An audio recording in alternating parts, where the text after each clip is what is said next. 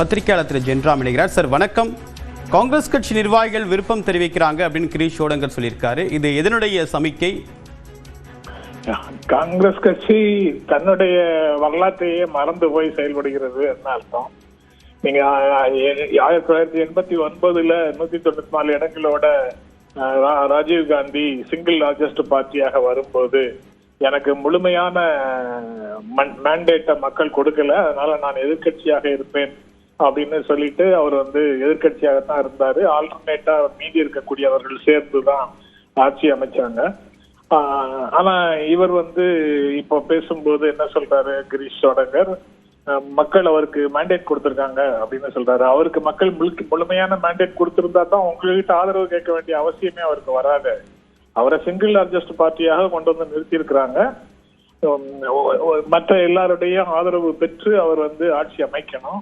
அதற்காக அவர் முயற்சி செய்வாரு. அவர் இன்னும் தலைவர் யாருன்னு தேர்ந்தெடுக்கல, அது தேர்ந்தெடுத்துக்குவாங்க. அவர் இன்னும் உங்ககிட்ட ஆதரவு கேட்கல. அதுக்கு முன்னால எதுக்காக காங்கிரஸ் கட்சியில இருந்து நாங்க ஆதரவு தெரிவிக்கிறதுக்கு தயாருங்கிற மாதிரியான ஒரு டோன் எதுக்கு எங்க கிட்ட எல்லாருக்கும் சொல்றாங்கன்னு சொல்றாரு. அவர் இதற்குத்தானா ஆசைப்பட்டாங்கிற மாதிரி தேர்தலுக்கு முன்னாலேயே திமுக கூட்டணிக்குள்ள தொல்லை கொடுத்துட்டு இருந்தது இதனாலதானா? இப்படி ஒரு நிலை வர வேண்டும் என்பதற்காகத்தானா? அப்போ அவங்க எவ்வளவு தூரம் கூட்டணிக்காக வேலை செஞ்சிருப்பாங்க?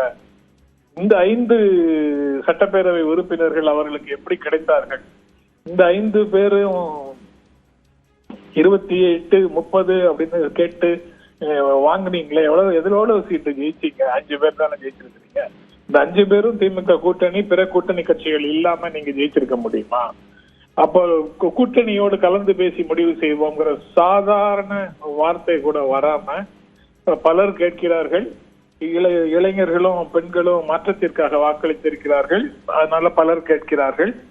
மதச்சார்பற்ற கட்சி தான் தவேகாவை அப்படின்னு கருத்து சொல்றாங்க. அதனால நாங்க பரிசீலிப்போம் அப்படின்னு சொல்றது எந்த வகையிலையும் ஏற்கக்கூடியதாக இல்லை.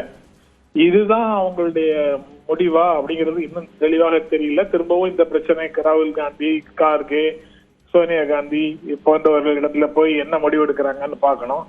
இவரை போல இன்னும் 1-2 பேரும் தொடர்ந்து இது போன்ற குட்டி கலாட்டாக்களை தமிழ்நாட்டுக்குள்ள செய்துட்டு இருக்கிறாங்க அப்படின்னு தான் நான் பார்க்கிறேன். உங்களோட கருத்துக்களுக்கு மிக்க நன்றி திரு ஜென்ராம் சார்.